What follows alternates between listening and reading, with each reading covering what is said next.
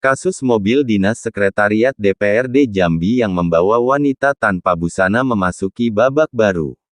Pejabat di Sekretariat DPRD Jambi yang bertanggung jawab terhadap mobil itu kini sudah mengundurkan diri. Desakan pengunduran diri terhadap pejabat itu sebelumnya sudah dilayangkan oleh Ketua DPRD Jambi, Edi Purwanto. Pejabat itu diminta Edi diberi sanksi tegas dengan dinonaktifkan. Kita sudah telusuri. Sebagai bentuk tanggung jawab, saya minta ASN tersebut diberi sanksi tegas atau dinonaktifkan, kata Edi Purwanto, Jumat tanggal 3 Februari tahun 2023. Nongpoi kabarnya baru dilamar sang kekasih Ok Pakwa Hongyok, Crazy Rich asal Thailand. Kabar bahagia itu diunggah oleh Nongpoi melalui akun Instagram miliknya. Tak banyak keterangan yang diunggah Nongpoi, ia hanya menyematkan emoji hati berwarna merah dalam unggahannya tersebut. Tampak pula, ia memamerkan cincin lamaran dari Ok Pakwa Hongyok. Kabar lamaran Nongpoi tentu membuat publik terkejut. Apalagi Ok Pakwa Hongyo bukan orang sembarangan. Ok Pakwa Hongyo merupakan pewaris grup Arjor, yang merupakan museum, restoran, dan kafe terkenal di Phuket, Thailand. Pernyataan Wakil Ketua Umum Golkar, Erwin Aksa, soal adanya perjanjian utang piutang antara Anies Baswedan dengan Sandiaga Uno menarik perhatian publik. Erwin menyebut, Anies berutang 50 miliar rupiah kepada Sandi saat keduanya maju di Pilkada Jakarta pada 2017 silam. Hal itu lantas dikomentari Tatak Ujiyati. Pengacara itu menyebut, tak hanya Sandi yang harus mengeluarkan modal, relawan pun rela menyumbang biaya kampanye semampu mereka.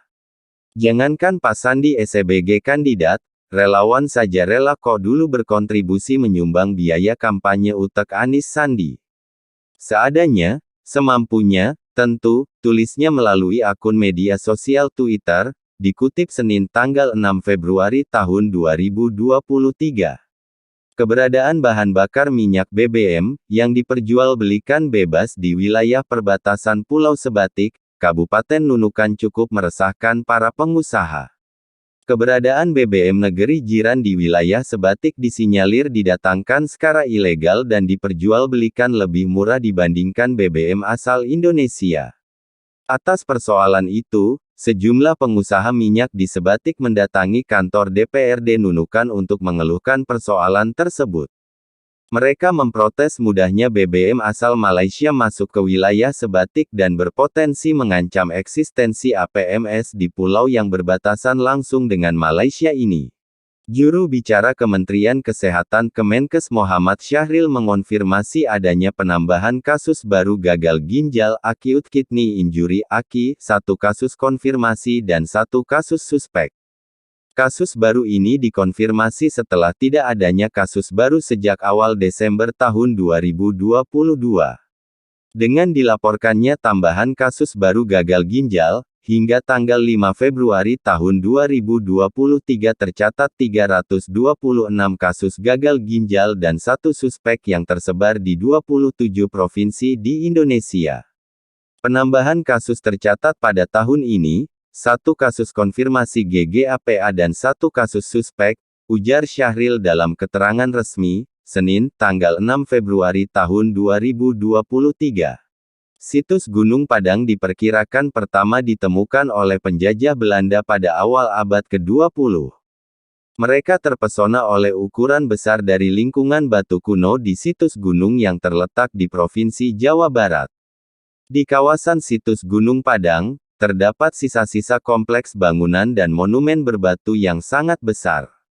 Bahkan kompleks bebatuan tersebut dianggap keajaiban arkeologi karena digambarkan sebagai situs megalitik terbesar di seluruh Asia Tenggara. Dalam penelitian yang dipresentasikan pada pertemuan musim gugur Agu tahun 2018 di Washington, D.C., tim ilmuwan Indonesia mempresentasikan data untuk membuktikan bahwa Gunung Padang adalah situs struktur mirip piramida tertua yang diketahui di dunia. Penelitian mereka, yang telah dilakukan selama beberapa tahun, menunjukkan bahwa Gunung Padang bukanlah bukit. tetapi sebenarnya merupakan serangkaian struktur kuno berlapis dengan fondasi yang berusia sekitar 10.000 tahun, atau bahkan lebih tua. Sri Wahyuni, ibu dari bayi 7 bulan yang jarinya terpotong oknum perawat senior di RS Palembang, kini mengadu ke Hotman Paris guna menuntut keadilan. Sebagai ibu, Sri Wahyuni sangat tidak terima dengan malapraktik yang dialami oleh bayi mungilnya. Video yang berisi harapan Sri Wahyuni mengenai keadilan bagi anaknya diposting oleh Hotman Paris di akun Instagram miliknya, Senin, tanggal 6 Februari tahun 2023. Pak Hotman Paris, saya Sri Wahyuni, ibu dari bayi bernama Arumi, yang mana anak saya jari kelingkingnya terputus oleh ulah perawat, ungkap Sri Wahyuni dalam video yang beredar. Sekarang bayi saya dirawat di salah satu RS swasta Palembang, sambungnya. Sri Wahyuni, ibu korban, meminta bantuan Hotman Paris mencari keadilan dalam menyelesaikan proses hukum ini. Ahli psikologi forensik, Reza Indragiri, memprediksi hukuman vonis terhadap terdakwa pembunuhan berencana Brigadir J, yaitu Ferdi Sambo, Putri Chandrawati dan Richard Eliezer Pudihang Lumiu atau Baradae. Reza mengatakan untuk ex-Kadif Propam Mabes Polri, Ferdi Sambo akan divonis hukuman mati oleh majelis hakim. Karena Ferdi Sambo hingga detik terakhir bersikukuh tidak melakukan perbuatan itu, ujar Reza Indragiri dikutip dari video TikTok, Senin tanggal 6 Januari tahun 2023. Sementara untuk Putri Chandrawati, Reza memprediksi majelis hakim akan menjatuhkan hukuman penjara seumur hidup. Dia beranggapan bahwa Putri tidak ikut dalam penembakan tersebut, namun yang memberatkan hukumannya itu adalah skenario pemerkosaan yang dilakukan Brigadir J terhadapnya. Ya barangkali lebih karena dia perempuan. Padahal bicara nyawa sama aja laki-laki dan perempuan cuma punya satu. Tapi paling tidak Putri Chandrawati tangannya tidak berlumuran darah, maka seumur hidup. Yang memberatkan karena dia bikin skenario palsu pemerkosaan, kata dia.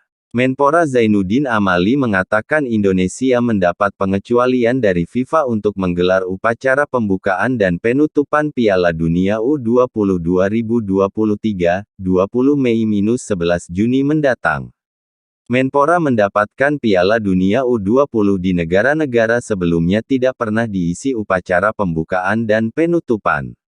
Amali menyebut acara pelengkap itu diadakan khusus untuk Indonesia. Ada satu hal yang berbeda di Piala Dunia U20, di beberapa negara sebelumnya sebenarnya U20 itu tidak ada seremonial pembukaan atau openingnya, ujar Menpora dikutip dari Antara. Tapi khusus untuk Indonesia, ini oleh Presiden FIFA Gianni Infantino itu diizinkan, kata sambung Amali usai menyaksikan Persib Bandung vs PSS Sleman di Stadion GBLA, Jawa Barat, Minggu, 5/2. Zainuddin mengaku telah berbicara secara langsung terkait hal tersebut kepada Presiden FIFA Gianni Infantino di Qatar saat bertemu menjelang menonton laga final Piala Dunia. Cekcok antara personel polisi dan TNI kembali terjadi. Kali ini viral anggota Brimob yang adu mulut dengan prajurit TNI di Maluku. Gesekan antara polisi dan TNI ini mendapat atensi dari publik. Apalagi, adu mulut antara TNI dan Brimob ini terjadi di lokasi tambang emas. Guna meredam masalah ini, petinggi Polda Maluku dan Pangdam 16 Patimura turun tangan.